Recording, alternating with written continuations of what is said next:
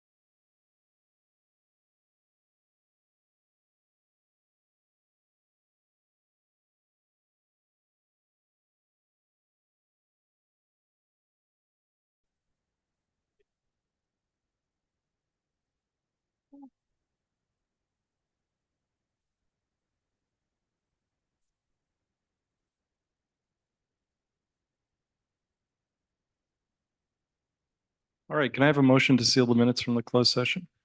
So moved. Is there a second? All those in favor indicate by saying aye. Opposed, no. The ayes have it. We had a lengthier than usual closed session, and we did take two votes on two matters. The first one was item number 3 regarding Empire Productions. There has been a settlement there that the town was very supportive of, worked on by James Callahan and Empire. We will be withdrawing our request for temporary and permanent injunctive relief in exchange for an agreement with Empire that makes clear that he cannot have the games that are prohibited under our ordinances. So that would someone make a motion to approve that, please? Yes.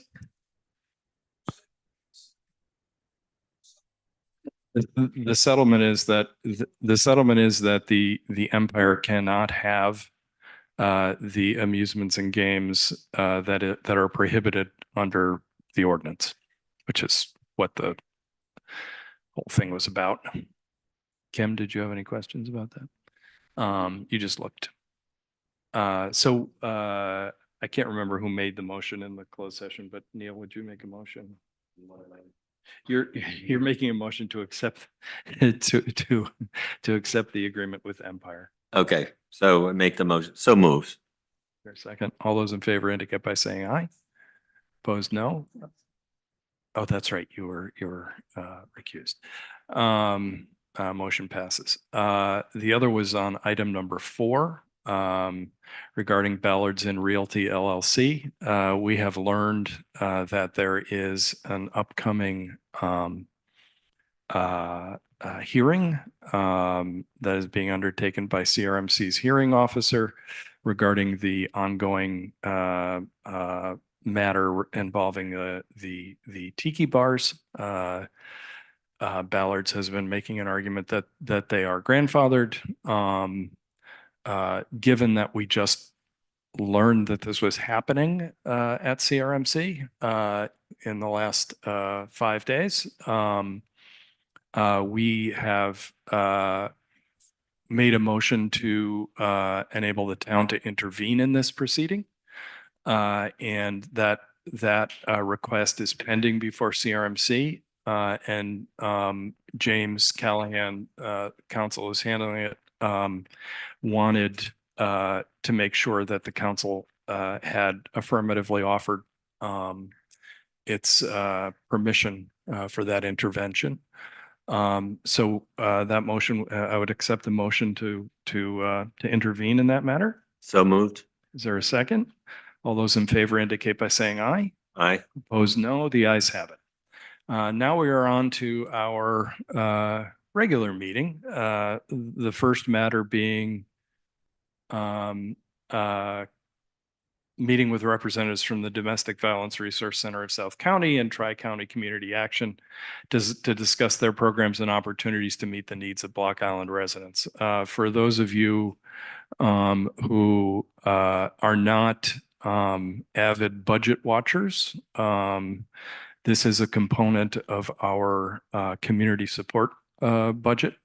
And we, I think, community-wide gladly contribute this money and appreciate the work that's done on a day-to-day basis, and thought that it would be worthwhile from the town's perspective and from the organization's perspective to have a few minutes to just sort of talk about what's going on. Yeah, just come up here, turn on the switch so the green light is on. Yes. Thank you. And then just, I'm in vacation mode when I come over here, so I have to get into work mode. And then just say, say your name, Sure. where you're from, et cetera. Thank you so much. Sure. So my name is Michelle LePage. I'm the Executive Director at the Domestic Violence Resource Center. Our main building is located in Wakefield, just a boat ride away. But we also have offices at the McGrath Judicial Building in South Kingston and properties throughout South County. We serve Block Island as well. In the past, I think the budget has allowed for about $1,000 that is donated to our organization. But regardless of the amount of money, we continue to work with all the residents here. Our law enforcement advocate program works closely with the local police department. I actually just met with the chief before coming here. I'm fairly new there. I've been there for about 1.5 years. So really our intention is to work to provide more services to Block Island and to have someone come out here on a regular basis. So if the police officers are in need to work with a victim, that they're able to contact us and then we can follow up with them after the incident. Or if they need to go to the courthouse, we're there to advocate for them and walk them through the very difficult process sometimes. We also offer counseling services that can be virtual or in person. And also for support services, we have weekly support groups that are in person and virtual. So anyone who's on the island who would like to join that, who's been a victim of any type of interpersonal violence or sexual assault, can just call us. I brought pamphlets with me, so you'll have all that information here. And they can participate virtually if they don't want to come over to the mainland. We are also available to work with the schools for outreach and education. So we're really ramping up those programs right now where we're mentoring with URI in the fall to have some of their students work with the high school students, just talking about healthy relationships and different opportunities for being able to learn a little bit more and get involved in this movement. So does anyone have questions? Any questions?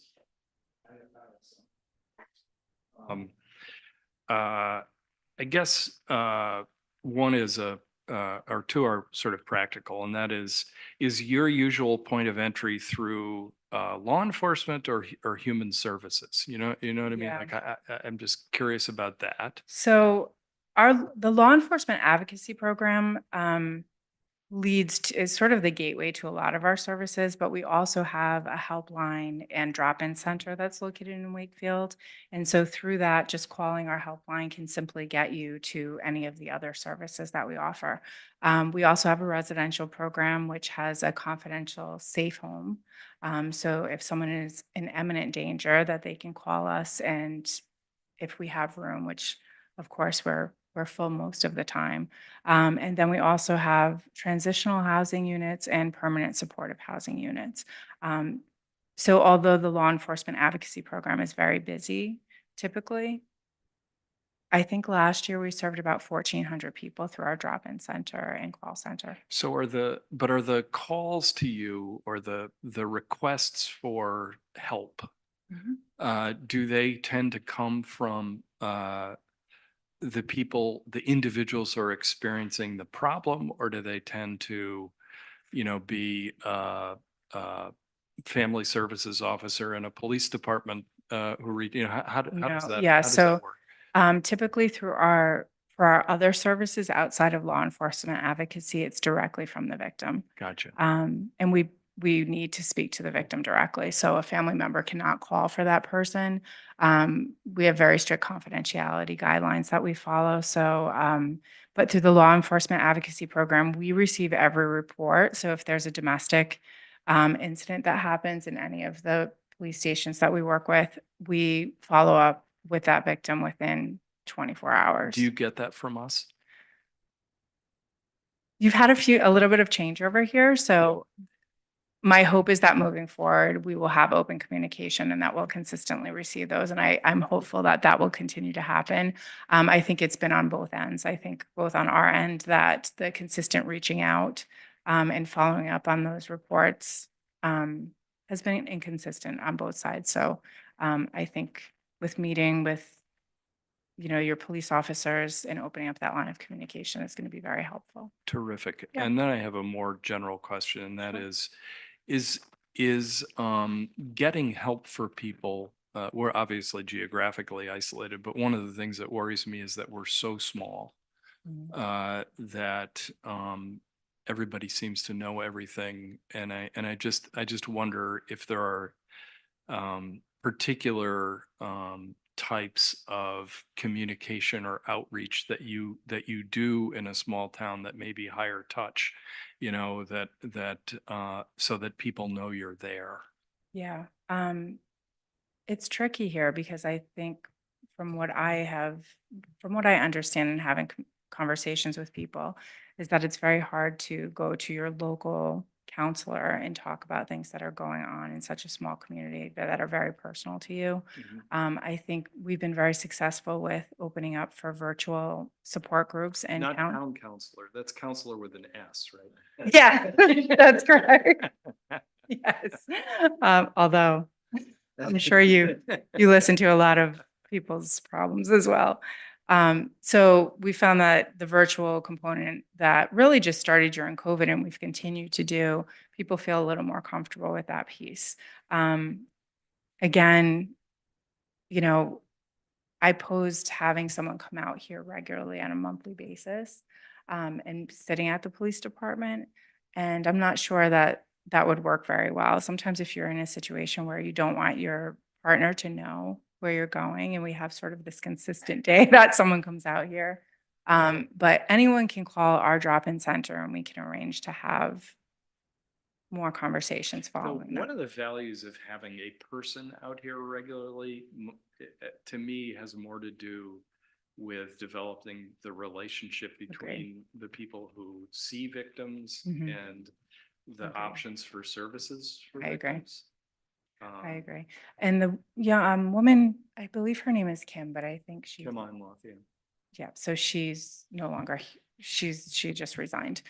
So she had reached out to us this past year, which really sort of piqued my interest to get a little bit more involved, to start coming out here a little bit more. So, and we just recently hired a second law enforcement advocate. So that would be someone who would be able to, um, cuts are always happening. We have a 40% cut coming down the road for our funding. But, we're committed to working with Block Island and the residents here. Wonderful. Thank you. So- Are there any other questions? This is really terrific to have a face and a conversation. I was happy to come out. I It's love really Block great. Island. Fantastic. We love you. Thank you for your time. We appreciate it. Thank you very much. All right, item number 6 is a great joy. We deal with, we deal so frequently with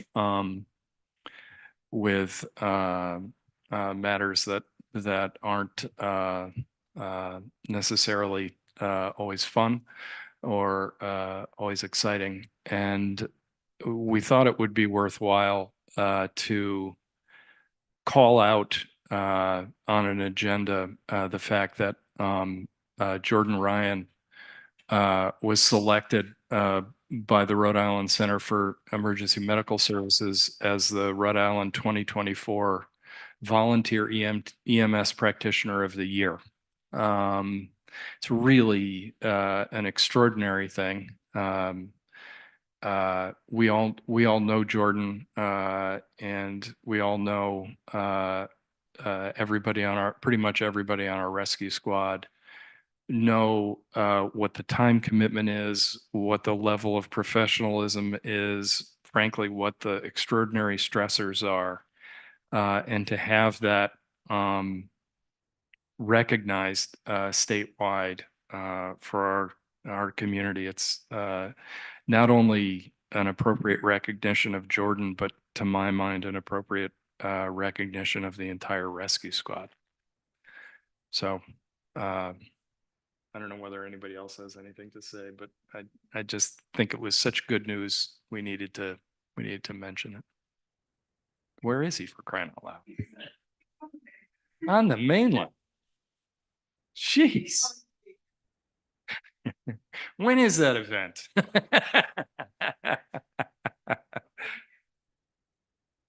Yes. Anything further on this? But please, we figured you guys wouldn't want a proclamation and suitable for framing, but know that we'd be willing to do it and just consider it so exciting and well-deserved. It's really terrific. Thank you. Thank you guys for coming. Thank you. You don't have to leave.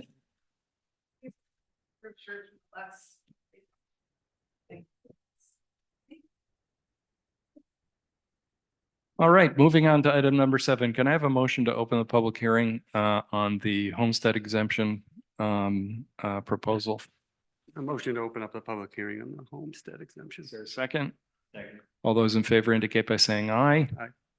Opposed, no. Amy, do you want to take a minute and walk us through this? I think that probably is the way to start this. Sure. Thank you. How are you Um, today, Amy? It's good to see you. I'm well, thanks.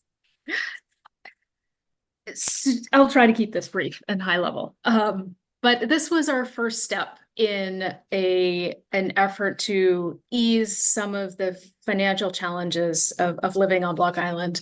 And I would say right off the bat, we know that it's not perfect.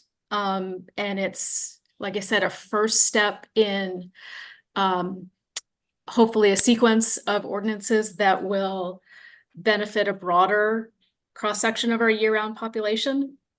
But given the time constraints that we're under and the fact that we do want to get this done for the tax bills that go out in July, we could take this initial pass at providing a pure homestead exemption for year-round residents who live in their homes and meet some very specific criteria that we're allowed to pass now under our existing enabling legislation and is really pretty straightforward to implement. So I'll start there. And so homestead exemption is essentially going to be a reduction in your assessed value by a fixed amount that the council will establish, effectively lowering your property value and effectively then lowering your tax bill. As I said, it's a pretty narrow set of criteria, meaning it's applying first this year in this iteration only to residential properties. So commercial and mixed use are excluded. The language in front of you also sets forth some other restrictions around whether or not a portion of those properties can be rented short-term, either in the event of a single-family dwelling, any portion of it right now as presented cannot be rented out for less than 30 days. If it's a multifamily unit, which is less than 5 or 5 or fewer, any one of those units can't be rented for less than 30 days at a time. And then one of the other elements that's important in this is how we define residency. So the language Right. in front of you presents residency as 12 months. I live here full-time. I am a resident. Block Island is my legal domicile, and you present an affidavit with your application attesting to that. So those are sort of the highlights of this homestead exemption. Again, it's meant to be a first step in a multi-step process, but what we think we can provide today to provide some relief. Terrific. Thank you. Anybody want to testify? Just identify yourself, Chris. My name is Christine Monjay. I'm a year-rounder, and I understand now better through the explanation Yeah. that it's a first step. Yes. And I wonder if you might put that in a preamble of some sort.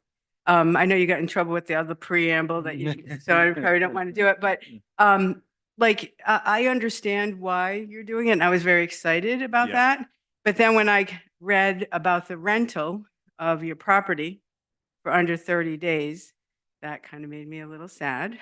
But because I don't know who it's really hitting, and I know it's a narrow band, so I'd like to just hear who is that Yes. narrow band. I know of people that it would benefit, and I am okay with that. but I wonder if you could just explain that a little bit more. This is probably backwards, but I'm going to answer the broader part of that first and then let Amy answer the narrower portion of that first. I'm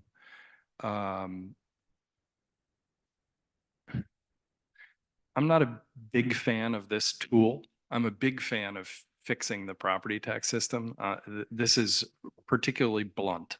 It is a blunt instrument, you know, it captures none of the nuances that I think many of us would like to see. You know, for example, what's your tax treatment if you decide to do a 513, but you don't live in, you know, you don't live on the property year round, but you rent to a year round person and provide that essential service?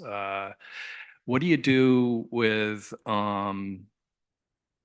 a commercial building that has apartments above that are rented year round to people who are, you know, a backbone of the community, for example? You know, there's all kinds of examples like this that are because necessity, it's obvious because we're so small, there are these kind of rifle shot type things that we may want to, I think do want to do over time.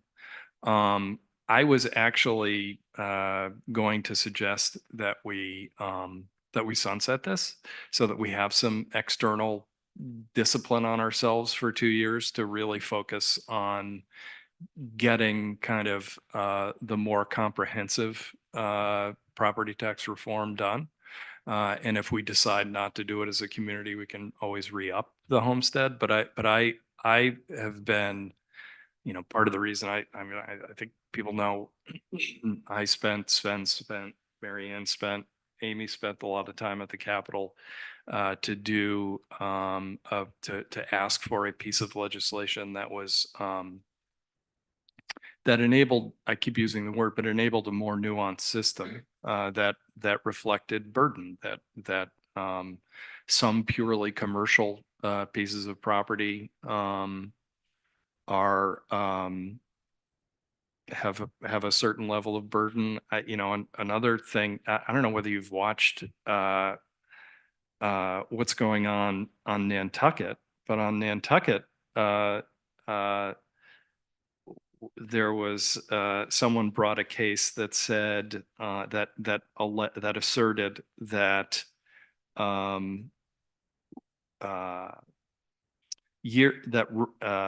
short-term rentals in the residential district are de facto commercial uses. And the court agreed. I mean, I don't even know how that island is gonna deal with that. But in other words, people are making the argument that there are commercial uses in residential zones. So there's a whole bunch of stuff here that I think we need to sit down as a community and figure out. As to who the houses are, the households are, Amy, can you answer that more granular part of the question? Sure. Well, I'll do my best by saying that it is a very rough estimate. And until we actually go through the application process, we don't know exactly how many eligible properties there are. We did take a pass through the tax roll and identified about 425 properties who use Block Island as their mailing address, which gives you some some indication. And again, narrowed just to single family dwellings. There's obviously more than that, but in the single family dwelling category, and then sort of took a look through and tried to make an assumption, and we came up with about 250 possible applicants as a guess. And so that's what we've run our numbers on, but until we get those applications out and in, we don't actually know. Christine, were those answers helpful? Not really. I definitely see the need. I mean, I've lived here for almost 40 years, and there's definitely some older folks who didn't have the benefit of having a just life, and they live in their house and they have to pay their taxes and they can barely make it. So And I home totally. Values are going through the roof. Yeah, and I Yeah. totally appreciate that. And so if that's what the audience is and this is a first step, then I say go for it. But I think you just need to be more clear about that because that's the demographic you're hitting. And it's not like you're punishing out other people. It's just you can't give everything to everybody. And for those people who have lived their whole lives and seen the islands change and the tax rate going up and they can barely stay here, I think it's a great thing. Yeah. But I think it's important to tell the community that this is a first step Yes. possibly, and it's to hit this demographic. And, of the 1,000 people that live here in the winter, there might be just 200 people who it really could have, and maybe not. The one thing it does go a little bit against it, and it doesn't apply to me, is that, for years before the short-term rentals became a thing, is that the town encouraged us to have rental rooms for housing for people. Right. And so some people in that demographic might be still renting a room and still not being able to meet their taxes. You know what I Yep. mean? Like you're going to cut some people out that could be there. So it's I appreciate the work and I think it's a good thing, but I just question a few things. So thank you. So Amy, if you're renting a room in your house, you would not be eligible. Is that correct? If you are renting a room in your house for less than 30 days at a time, so if you're renting for a weekend, every weekend in the summer, you would not qualify. If you are renting, I know a lot of people may rent a room to a seasonal worker. Assuming that lease spans the whole summer, you would maintain your eligibility if you meet all the other criteria. I see. And as it stands now, resident is 12 months. That's what's for presented in the purposes of- draft. For purposes of this draft. Yeah. Yes. Chris?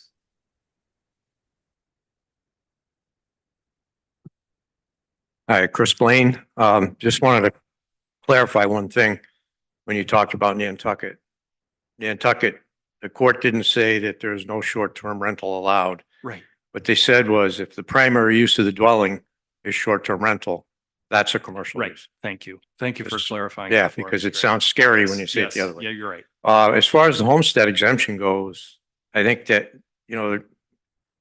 I'm going to be optimistic and say when the short-term rental regulations are passed on Block Island, Mhm. it's going to be very difficult without knowing how many places are rented. You can mail out anything you want. The affordable housing tax is a good example. I'm sure some people just ball that up and throw it in the garbage. And there's no way to tell who's doing it and who's not. And that's just hypothetical. I'm not accusing anyone of anything. No. But until you get a firm number of the dwellings on Block Island and how many people actually live in them, I mean, VRBO, you can rent for a weekend, you can rent for a night. Mhm. There's really no, Right. it's not like it used to be. Yeah, seasonal worker, it's a great idea. And year round, if people are renting to someone year round, I think you could tweak this homestead exemption in the future. I think sunsetting is a bad idea. I think it's a good idea if you want people. I don't think I find it hard to believe that there could be 250 people out here that would qualify for this. That don't own another home on the mainland, that live here year round. Maybe I'm wrong. I hope I am. But I always say there's not many of us left. Mhm. And I've never been a fan of renting. If you're ever forced to do it, or if you're in a family that was forced to do it for economic reasons, you have a totally different take on it than someone saying, oh, I'd like some extra money to go on vacation. I just don't like the idea of someone else living in my house, personally. I'd like to see it done in such a way that you can get the maximum benefit to people who only live on Block Island. Right. And 12 months out of the year, I think is a very good idea. Anyway, Right. thank you. Well, George Davis arrived just in time. Are there any other comments from the floor, testimony from the floor, anything? David Lewis. David Lewis, Kunamis Road. I also would encourage that you not sunset this. Sunsetting is an excuse for not doing your jobs and helping evolution of ordinances in the right direction, not in the wrong direction. And just subsetting it is the easy way out, you know. A lot of things I are, didn't think it was that easy.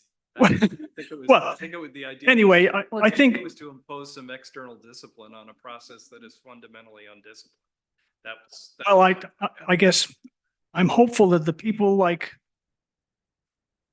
Ms. Monjay, can never remember your first name, Christine, are going to keep that pressure on you Yes. because she's the only one that's here, but she's not the only one that needs that who should be eligible is not within the narrow confines of the current rule. So I would see the current rule not being subsetted, but continually amending to meet the goals that the community is looking for. Secondly, the topic of the 12-month requirement for residency. The audience, everybody listening should recall that that was put on there with the idea that the community would speak their voice at this hearing. So just for the record, the senior exemption that's in place today calls for a 10-month year-round residency, which allows you to leave for 2 months, obviously. The veterans exemption does not have, it only requires that you be a veteran and living in Rhode Island, doesn't refer to any specific community, so that's irrelevant in this particular discussion. And it should be noted that the residency requirement that is uniquely written into the motor vehicle for hire ordinance is set at 9 months. So I would just call that to the attention of the council. And my own recommendation would be to 10 months sounds like a good number. Thank you. Keith, I may not have understood when you said sunset. I thought you were saying this would run if it didn't get modified, reviewed, revised into, could you explain what you meant by that? Because I think I Sure. misunderstood. I mean, I really just rudely interrupted David with my take on it, but I just worry as a general principle that we say we intend to do things and then life and other facts intervene, and particularly when you don't have a deadline. And sometimes I'm not a big sunset fan. I was actually having this conversation with Amy the other day. I'm not a big fan of this, but I do think we've got to maintain focus on the more comprehensive approach. So I was thinking you'd have to re-up it you'd have to re-up the ordinance in 2 years as a way to providing some external discipline. Okay, that's what I thought you meant. I just wanted to be sure I Yes. wasn't misunderstanding. Yes. Thank you. Because I do think, obviously, one of the reasons this has never gotten anywhere is because for the last 30 years, we've been talking about it. And there are always what if, what about, and you have to start somewhere. And I think that the sunset is a good way to keep it on the table without doing we're going to wait until we get it perfect, because it's never going to happen. Anybody else from the floor? We're going to close the public hearing, then we're going to talk about fixing it. I know I have one amendment that it's not fixing it. Anything else? Want to adjourn the public hearing? Second. All those in favor indicate by saying aye. Right. Now the matter is before us for action. I tend to agree with David. I think 10 months is reasonable. That would be in section capital B 1. Is that A? Yes, 1A. Currently says, which is the resident owner's principal residence, including but not limited to single-family, multifamily dwellings, condominiums, and apartments for at least, it currently says 12. I would make a motion to have that be 10.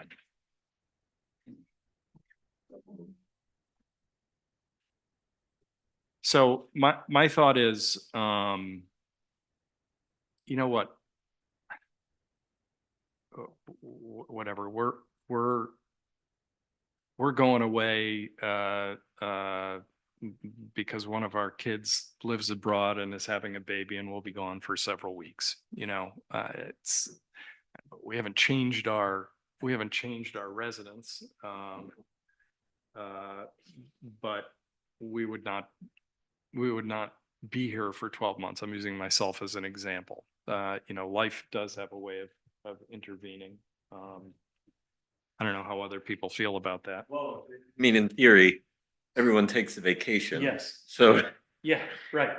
So It just seems. I was gonna ask, how are you managing 12 months? So Yeah. 10 just seems Yeah. more reasonable. Yeah. Any other thoughts? I think 10 is harder to manage. I think that if you live here and you go away for a month, everybody, it's the owner's principal residence, including but not limited to, yada, yada, yada. And I don't think there's anything wrong with 12. I think we should say 12, gosh darn it. And I don't think anybody's going to say you're not a resident if you're going to wherever magical land you're going to for quite a while. That's totally unreasonable. And people do go south, and people go west and south and even north these days. And I think everybody acknowledges and accepts that. But if you build it in, then it's going to be 9, then it's going to be 10, then it's going to be 9. And I'm against it. I agree with Counselor Ball. I'd like to keep it at 12 months. Okay, so if we have 2 yeses, 2 nos, we might as well not even go to vote, which is, fine with me. Stays at 12. And the good thing about doing this by ordinance is that it lives and breathes. Are there any other additions, subtractions? Amy, is there anything else we need to settle or solve? Not that I had on my list, no. What do people feel about sunsetting it after 2 years? No is a perfectly appropriate answer. I think we've made the point that we want to continue to work on this. But no thoughts? No desires on that? I think it's a good solution.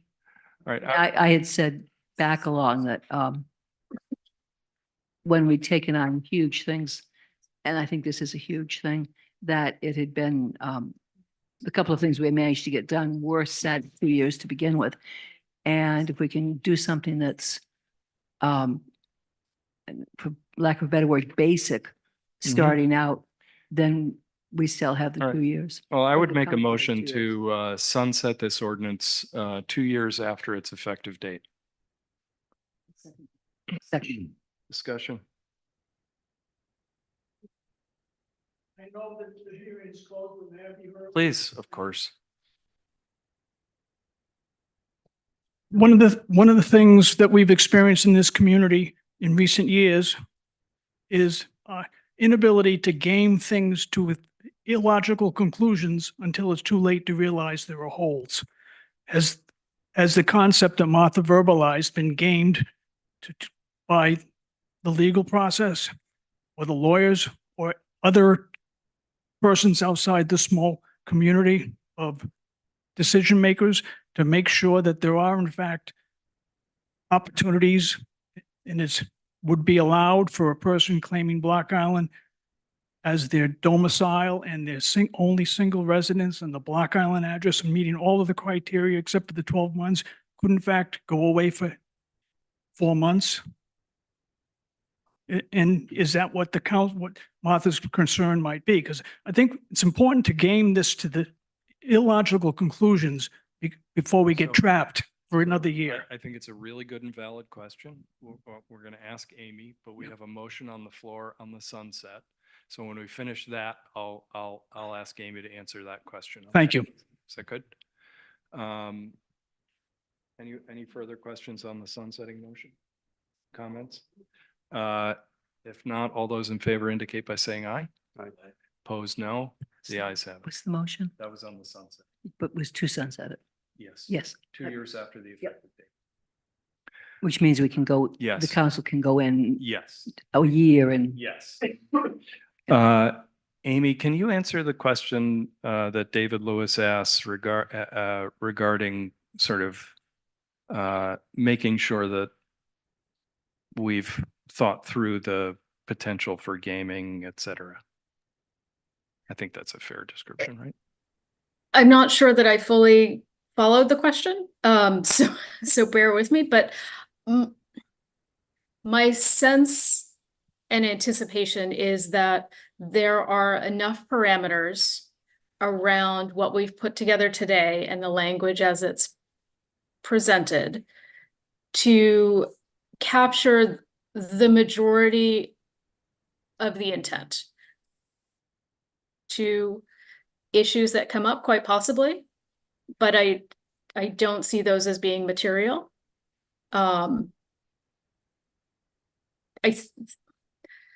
I think the fact that you need to be a resident and declare this your legal domicile is more rigid and more stringent, more important, honestly, than whether it's 9 months or 11 months, or exactly how many weeks we're counting that. To me, that's where you rely much more strongly from a legal standpoint. Sure. But, I'll let James weigh in if he wants. I think I'm not as worried about it as others seem to be. I do think we want to be more proactive in phase 2 for setting up a more robust appeal process, because we will have a broader population with a little bit more uncertainty around it. Excuse me. But with this pretty narrow band, I'm less concerned. Terrific. Thank you. Amy, is that? Yeah, terrific. So now we have before us an ordinance that has been amended by a sunset. Is there anything else anybody would like to add, subtract, multiply, divide? Keith, I have some correction. Oh, good. Okay, please. Whoops. So Have at it. section 17(1)(a)(1), we have I and II below that should be A and B. Yes. Third line under A, standard, it says rare, it should be rate. Oh, a misspelling. Gotcha. I missed Yep. that. Yep. On page 2, second line, it says 12 months and legal domicile, it should be as legal domicile. Oh, gotcha. Okay. Yep.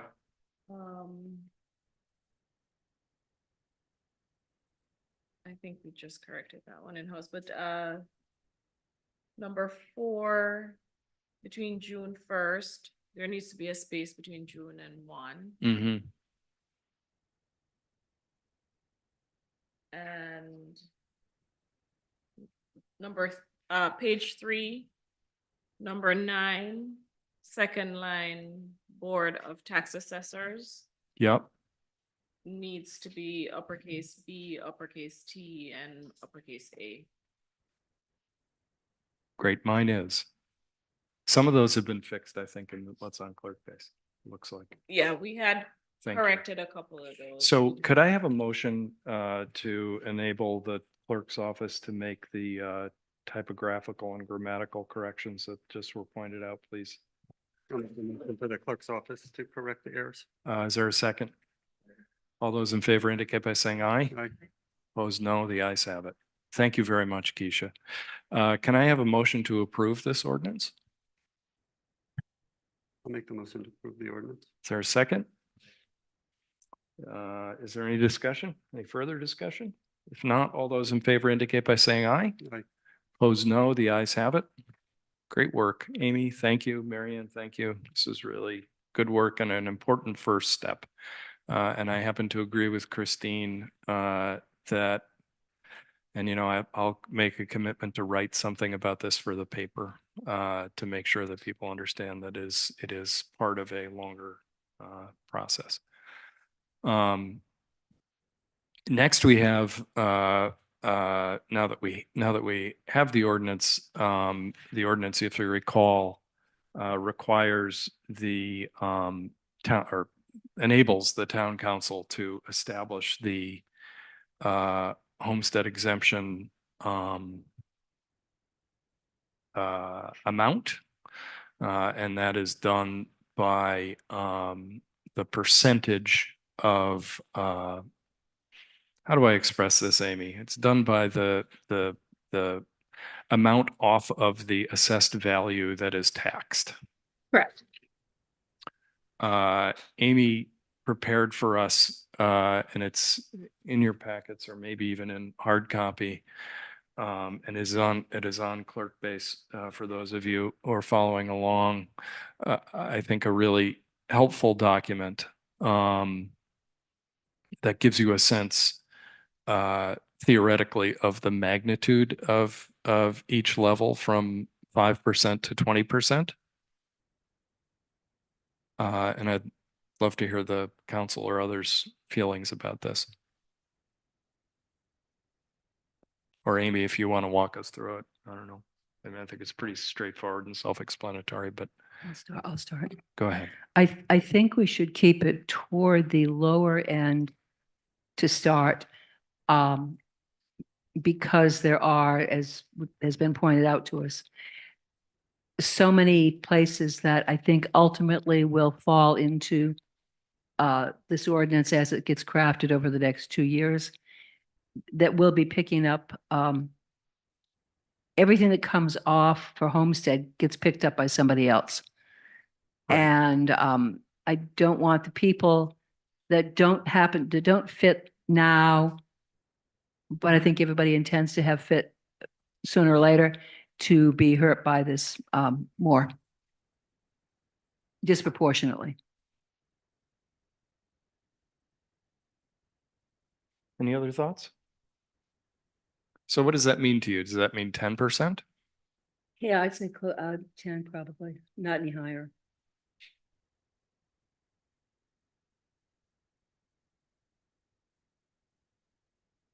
Thoughts about that, guys? Any thoughts? No? So Amy, do we know when other municipalities have put this in place in a way we're doing it that it's going to be in tiers? Meaning, we're going to do a first pass now. Have you seen anything from a graduated approach that towns have used? Or Mary Ann, maybe? I would say it's fairly wide ranging and is unrelated. Percentages are unrelated to whether or not they're doing a multi-stage implementation. You can see ranges from 5% to 35% across different communities. And some of them have been in place for a long time and some of them are relatively new. I don't think there's a correlation between those. And what would your recommendation be? If that's to me, I do not have one. For That's a fair the question. fourth time, council, I do not have a recommendation. So we voted once already for 20. This council, We did? we did. I think we said up. I think we said up to 20. That was the wording. I thought we made. Yeah, that. no, the Okay. Thank you for that clarification. ordinance enables us to do it up to 20.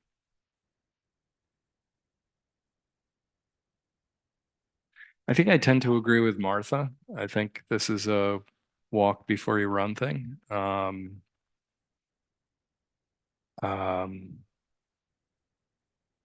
So I'm the idea of a 10%-ish makes sense to me.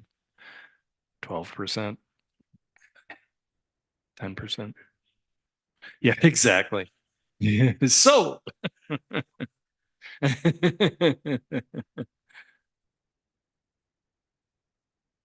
Any take on that? Anybody in the audience? Go ahead, Chris. Come ahead. Chris Blaine. I think that the 20% is not a bad idea because you can do this on an annual basis. You find out that there are more properties that qualify, you can always bring it down. And speaking of somebody that could, this would help me. I know other people it would help. I don't think you're not talking a lot of money. You just looked at the handout that Keisha passed out. We're not talking about thousands of dollars, even at 20%. You're not, it's not a huge amount of money. And if you're going to give relief, the faster you give it and the more you give of it, the better. You can always adjust it down afterwards if you find out that there are too many qualifying. And again, you're going to have an appeals process, but for right now, to qualify for it and to be here for 12 months, which I think you should be. And I probably shouldn't say this because I'll get rocks thrown at me, but if you can afford to go on vacation for 4 months, you don't need a homestead exemption. I'm sorry. In my humble opinion, even 2 months is pushing it. I mean, We've settled that one. a 2 months vacation is a lot more money than that exemption is going to be. Anyway, that's how I feel about it. Thank I you, hope you Chris. keep it at 20%. Well, it's not a question of keeping it at 20%. We don't have a 20% exemption. We have the authority to have an exemption up to 20%. I'd love to hear people's thoughts on it. Somebody, I'll make the motion for 20%. is there a second? All right, we have a motion to set the homestead exemption at 20%. Is there any further comment? Et cetera? All those in favor indicate by saying aye. Opposed, no. Ayes have it. All right, Amy, get to work. You have to be here first thing tomorrow morning to make forms and stuff. If I can just, yes, have a minute. So I would expect that we'll have application forms ready for people next week. In the assessor's office on the town website, we'll put it on the bulletin board. And that application window will be June 3rd to June 28th. There will be no exceptions. So keep an eye out for those forms, get them back as soon as possible, and hopefully we can be smooth in processing these and get those exemptions onto the July tax bills. And how will you communicate with the community of eligible people? So Is we'll that do by that. mail? No, we don't have time for mail. So that'll be the town website, the assessor's office. They can come in and pick up a form. We'll also put it on the bulletin board. I would assume Great. that the Black Island Times would cover it as well. Terrific. Thank you for all your work, guys. Appreciate it. Thank you. Yes, Arlene. People have to do that online, or can they go into the office? There's a lot of people. You know what, Arlene, can you, actually, I'll translate for you. There's a question about whether this is going to be accessible online, the application, or can you do it in person? You will have to show up in person or submit it by mail because there are documents that you'll provide. We will have the form and the instructions available online so that you can pull those off the website, gather your materials, fill out what you'd like at home if you have a printer, and then bring them in, and it'll be a pretty quick drop off if you have everything ready. If you don't have everything ready, we'll have them available. So yes, and yes. If anybody is like Susan and me, it's the operative thing is if you have a printer that works. That's Yes. All right. Does that clarify things, Arlene?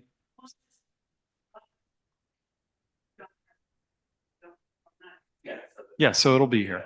Great. Terrific. Excellent. Thank you. It's a big step for the island. On to number 9, Mike or Beth. This is a request for a special temporary permit for VVO Real Estate Holding, i.e. Harborside. Hi, good afternoon. My name is Beth. Elizabeth Noonan. Hey, how you doing, Keith? I'm an attorney for VVO Real Estate LLC, also known as the former Harborside Inn. I'm here today, which is actually a zoning provision. The section 112 refers to the zoning ordinance for special temporary permits, and it contemplates a situation that we have at the harbor side where the property was destroyed. And there are items that were part of the harbor side that are still in containers that are on the site. A notice of violation was issued to VVO, which is Mike Finnemore's entity, for both lot 106 and 107. Generally, lot 106 is where the mopeds are out of. Lot 107 was the harbor side.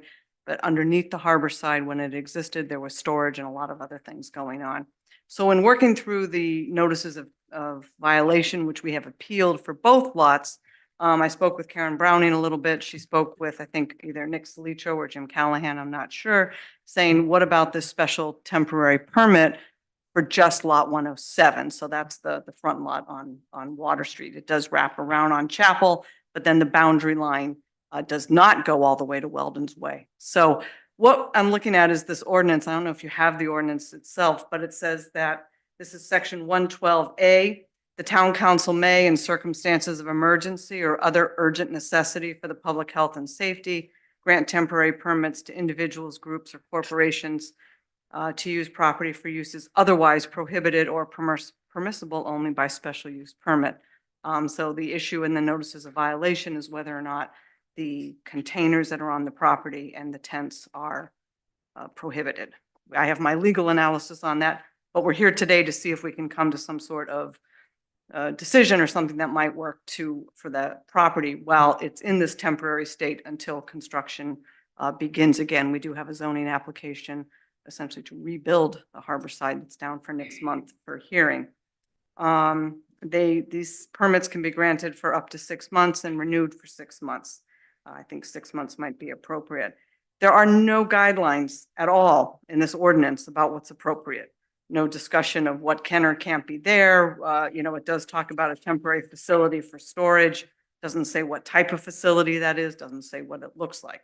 So what we have now is what's existing on the property. And my thought, right or wrong, was to think of some type of screening or consistency that might make it just appear more visually appealing to people as they step off the ferry.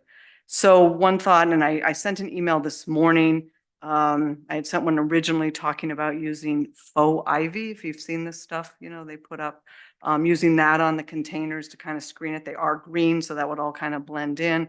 And then getting a consistent color for those, whatever you want to call them, tents, canopies, on the property that are different colors now. And we thought the color green, the tents when Mike bought them were really just get things in place, not necessarily focusing on the color. So he would be committed to buying new tents for or canopies for lot 107 of a similar color. And we thought of green just because the containers are green, the faux ivy is green, and then the tents would be green. So that's what it is. In those containers are all things that essentially had been done under the Harborside Restaurant. So I believe it falls fully within this council's jurisdiction to grant the permit. And So can I just interrupt for 1 sec? Because you read the ordinance and I was trying to pull it up. I can't find it. But you said in this sequence of health and safety, Mhm. that's how we can grant this. So how is this health or safety? I think it's just combining, let me go to number 2 also, B2, the use of the structures shall only be permitted for storage of an owner or occupant's household or interior belongings. In this case, it's an owner's interior belongings permitted in any district for the duration of the construction period. So the idea is to just allow the materials to be in a safe area on the existing property, which is what we believe the containers do. They're locked at night.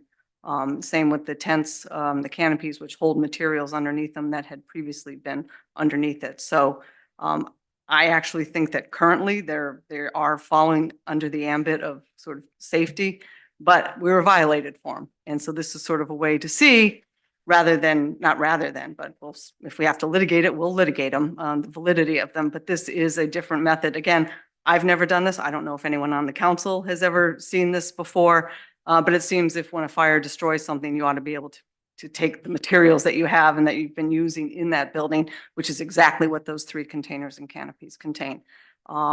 I was advised that part of it was sort of the visual impact, and that's what we are looking to address here with you today. If we don't come to an agreement, we'll fight it out in front of the zoning board. But the attempt was to see if there was something that we could essentially agree upon. And since there are no guidelines whatsoever, that was my proposal to you as I sent out in my initial email and then a follow-up. So the fire was August, correct? Correct.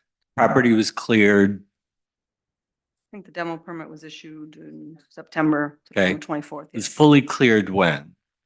I don't know that date. Okay. So when did these things appear? You mean the containers? Yes. I assume in the fall of last year or early Okay. spring. So was there a request of the town to have them? They were just placed there, correct? Yeah, he owns the property, yes. Mhm. Okay. But people have properties, they look at the town ordinance and the ordinance is, there's language there. If it's not clear, you come and ask questions, not just do, which has been a very Block Island behavior, get the slap on the wrist, but I know there's other litigation, but coming forward and trying to be a partner on this would have been a much better approach than just doing it and now be in violation. Understood? I mean, Well, no, I'm not going to agree necessarily. I understand the position you're taking. I think these things have been there since the fall. This is the first, when I got the notice of, I mean, in the early spring or later spring, we heard about it. Containers and tents are all over this island, and that will be Okay. part of our case if we get to it. So, you know, like I said, that's where we are today. Okay. Any other questions here? So, I mean, in the for what it's worth department, it looks horrible the way that it is now, and I think that's where the community is on this thing. It is an eyesore that is the first thing you look at when you come into the ferry. Part of the wonderful thing about the harbor side was that it you know, was an attractive building that you saw when you came in, and it has gone from that tragically. But it seems to me there was a fairly significant way station between what it looks like now and what it looks like, what it looked like then and what it looks like now. And to me, to sort of be consistent with where Neil is, or what Neil just expressed, I feel like there was ample opportunity to say, look, we got a problem. We got to figure this out together. And first I saw was whatever 6 weeks ago when I got a text on the ferry saying, when is the carnival coming to town? So, you know, it is to sort of, for me, putting up a fence with some faux ivy is not a significant enough measure. What do you suggest? There's no guidelines. What am I Yeah, supposed to do? well, I mean, And most of it wasn't there because here's it was. what I would, what I would have suggested if I were asked. I would suggest that there are frequently on the island, you know, some of them stay up all summer, large white tents that are attractive, that You're talking like wedding tents? yeah. But those are illegal under your ordinance. You They're asked me prohibited. what I would suggest. I'm Okay. telling you what I suggest. If would you be don't allowed. like it, I get it. No, But as just- you said, the ordinance doesn't include anything, so I'm telling you what I think. Something, if I'm being frank about this, something that looks a little bit more respectful to the downtown, because right now it doesn't look that way. And it is ugly and, in my opinion, offensive the way that it looks now.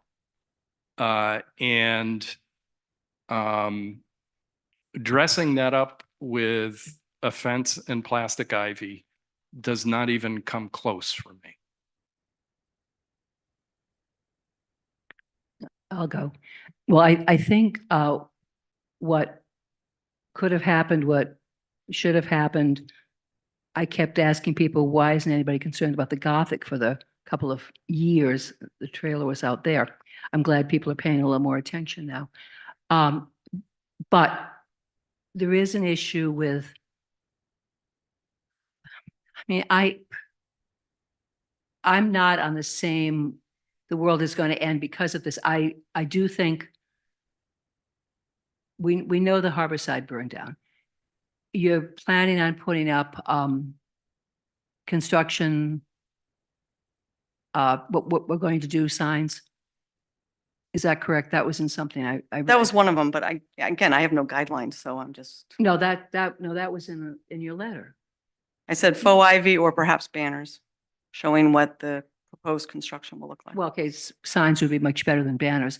But if you wanted to do that, you want to have a better background than you've got now. And you want to have something that looks like this is where we're going to.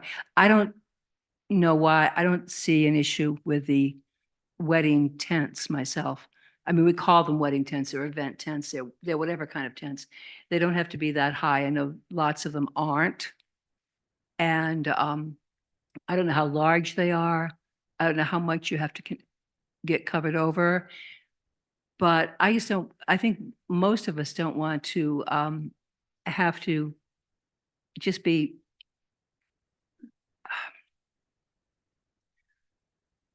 I think I think a lot of people are sympathetic to this circumstance and what's going on, and that something has to happen. There isn't, as big as that footprint is, you're not, if you take it into the residential zone, God knows we'll have a problem there because that's going on elsewhere on the island. So you kind of have to contain stuff. But if there's a better way of doing it, that, what are they, red and blue now? Yeah, they're different colors. They are. And I know it used to be red and white there, but that was when Alan ran the place, for heaven's sakes. Is there a possibility of,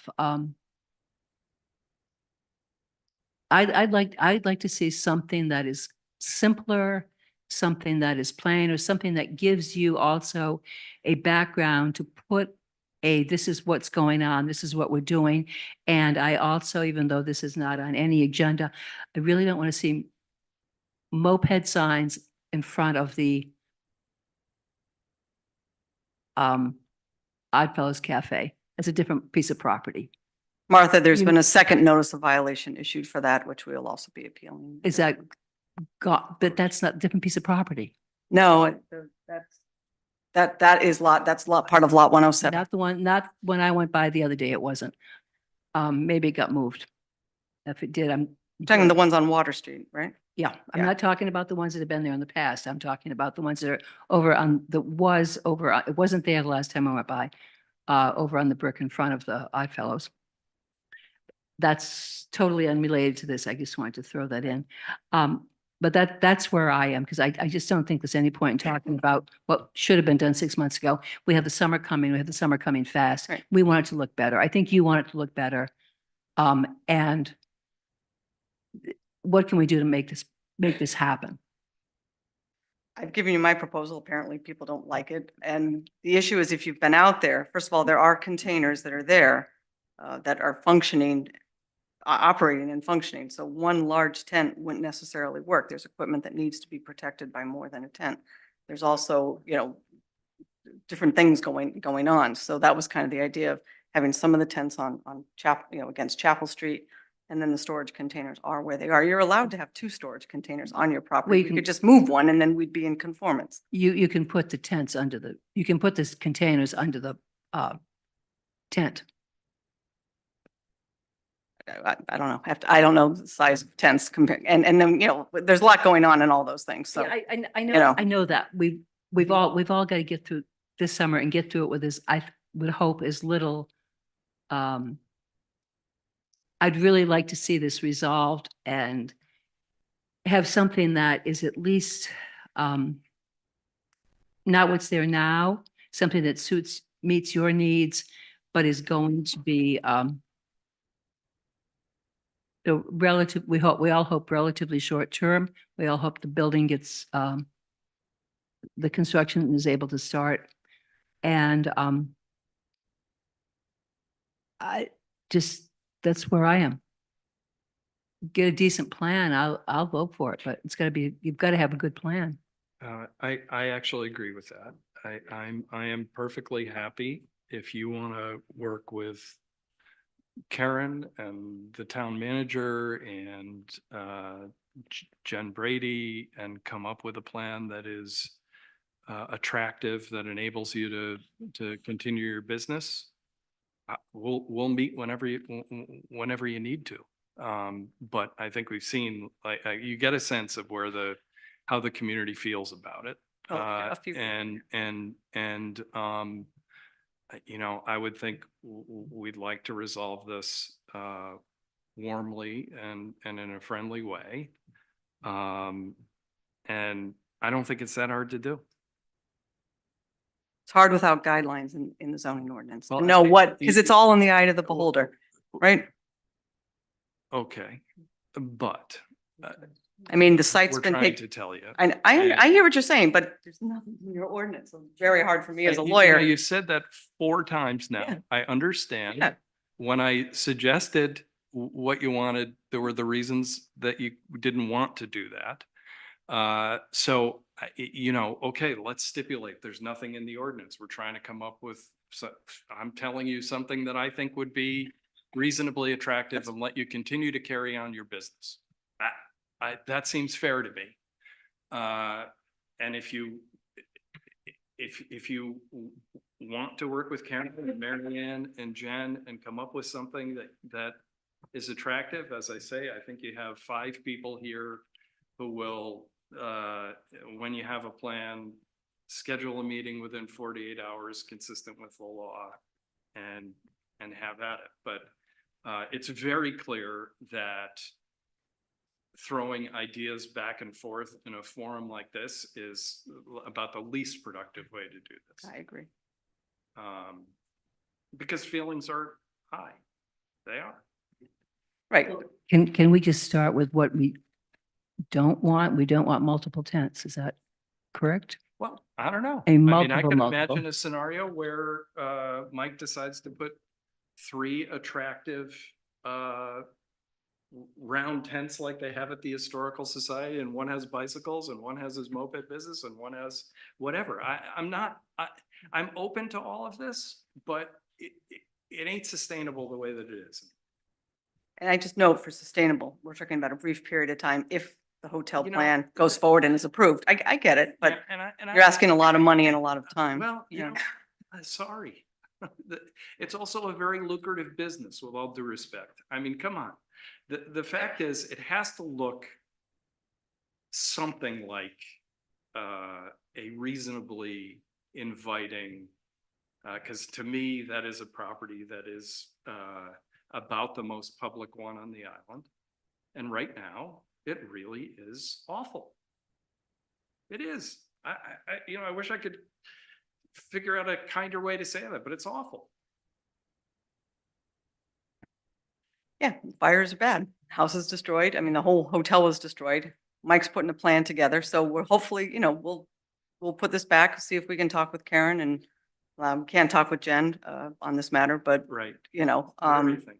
and see if we can come up with a plan based on what you have said. I don't know if we can or not, but we'll see Sure. what we can. It's my goal to resolve, if possible, lot Ours too. 107. I'm sorry. Ours too, absolutely. Thank you very much. All right, next we have a request for a letter in support of CRMC reform, the CRMC reform bill, which you know, I agree. I think we probably all agree, given what we know and what we have experienced, is a very important piece of legislation. For your information, and it is on ClerkBase, I actually redrafted the letter just for your review, because I thought the one was wonderful and well done. But when I have a keyboard in front of me, it's almost impossible for me not to write. So here I am.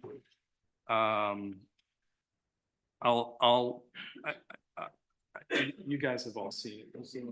If you scroll all the way down past the legislation, it's like the second to last document. It's sent to Senator to the senators and state rep. We're writing to thank you for your work on the package of bills designed to reform and modernize the coastal CRMC and to offer our support for the efforts you and others have undertaken on this critical and urgent matter. Block Island's experiences with the agency have appropriately received statewide attention as the embarrassing example of ongoing structural and frankly political dysfunction in the agency. We have lost faith in the current regulatory regime. We respectfully urge the legislature and governor to recognize that we are fundamentally at a crisis point, where action to protect our coastal resources by modernizing our regulatory infrastructure is essential, where climate resiliency planning and action require a professional, tough, fair, and forward-looking agency. If we could respectfully make a suggestion, there's a pervasive and unsettling feeling we have, and perhaps other towns share, that as a municipality, we are painfully and frustratingly out of the loop on matters before the CRMC. Any reform proposals should, in our opinion, ensure that municipalities are actively provided with information about applications, simple updates on process, and technical assistance from the professional staff. Once again, thank you for your hard work and passionate advocacy on this issue. We urge passage of significant reforms and stand ready to help in any way. Sincerely, the New Shoreham Town Council.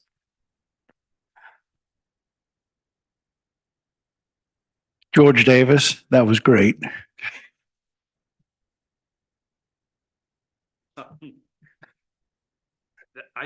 That was my draft. People like it, we'll send it, but.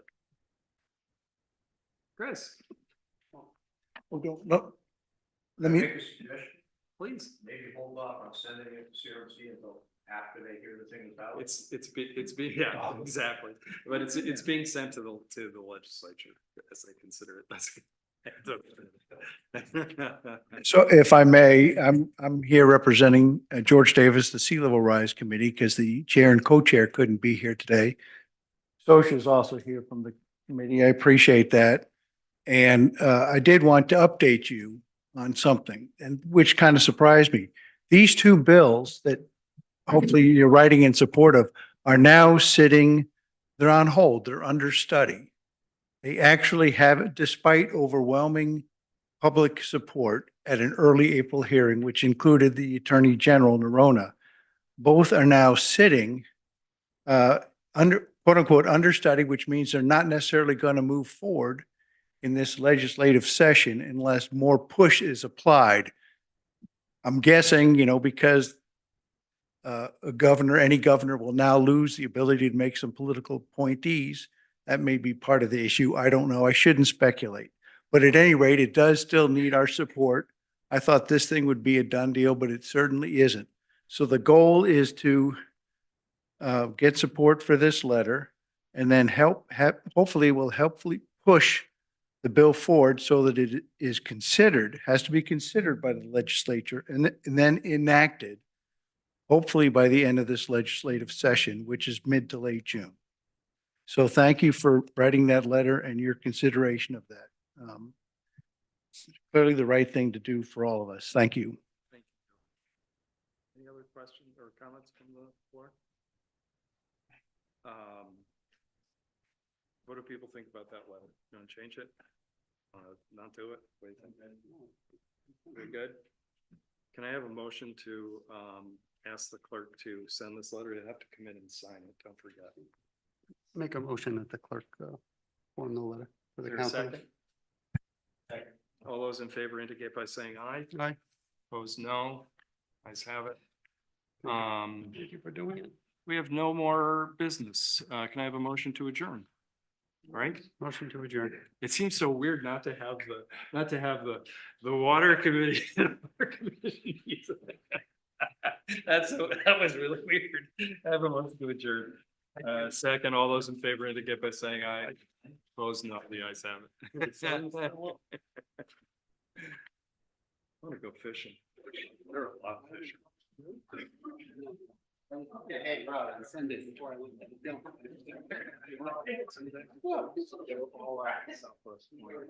This morning.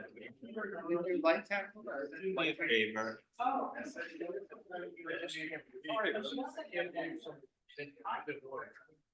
Oh, God. You can tell.